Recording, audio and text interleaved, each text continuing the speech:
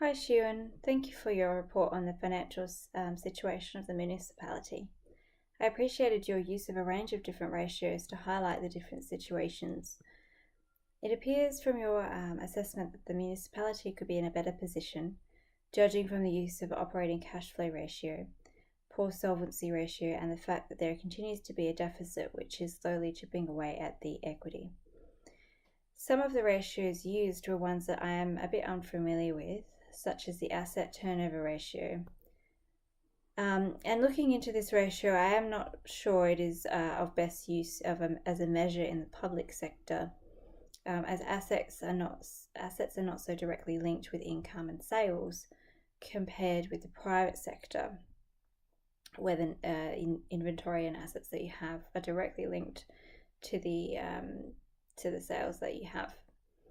I would also argue that it's not necessarily a negative outcome to rely on longer term debt to an extent in the public sector, given the need to often invest in large capital expenditures for political and social purposes, with revenue taking a longer time to cover that initial investment than what would be expected in the private sector due to the motivations behind them.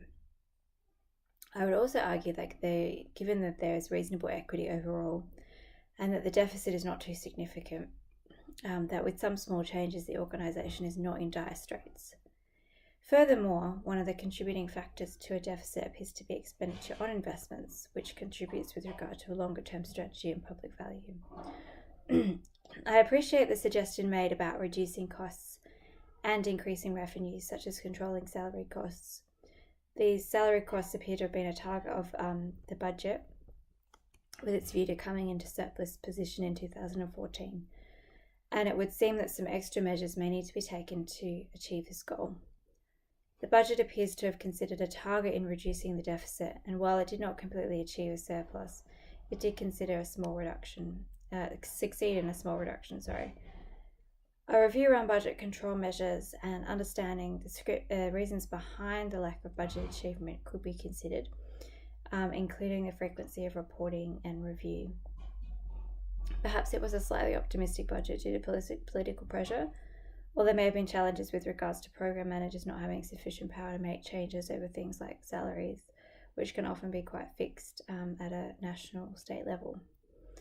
Other measures to increase cash flow could be considered, including increasing tariffs slightly, which you have suggested.